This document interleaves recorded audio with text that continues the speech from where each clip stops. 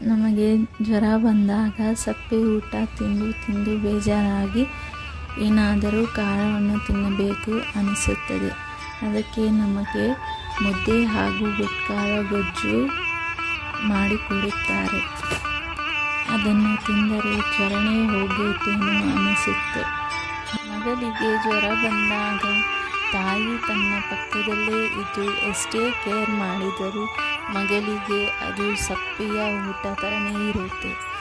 ಅದೇ ತನ್ನ ಅಪ್ಪನ ನೋಡಿದ ತಕ್ಷಣ ಅವಳಿಗೆ ಬರುವ ಆ ಖುಷಿ, ಸಂತೋಷ, ಅವಳು ಆ ಜ್ವರವನ್ನೇ ಮರೆತು ಕುಣಿದಾಡುತ್ತಾಳೆ.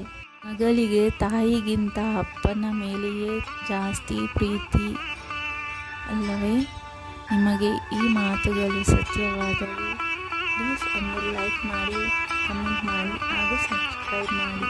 ಧನ್ಯವಾದಗಳು.